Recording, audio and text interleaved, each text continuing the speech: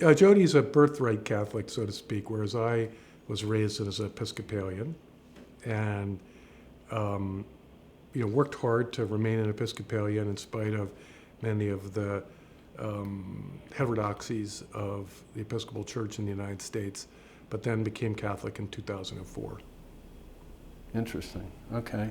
And part of the founding mission of First Things, or part of the DNA of First Things, is, I would say, it's mainline Protestant in its ethos.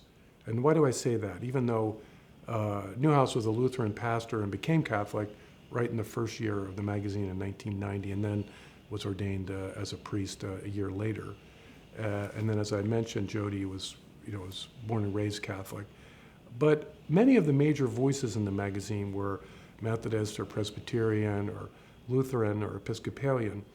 And that's the tradition in American society that we were speaking earlier about Reinhold Niebuhr.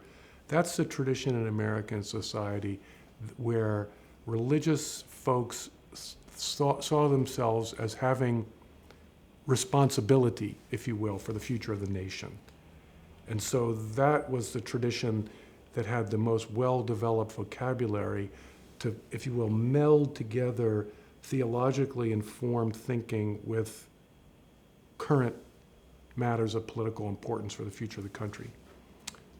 Which so goes back to inception of the country, and I would say since 1621 for sure, and probably 1607. Okay, let's face it.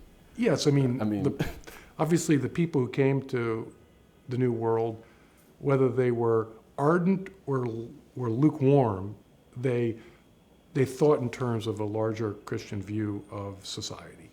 And there's no question about that.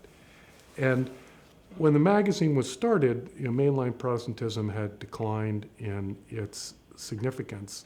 And Newhouse saw a kind of unity of Catholics and evangelicals to emerge and to provide a sophisticated voice to replace that mainline voice, to provide the religious leaven to American public life.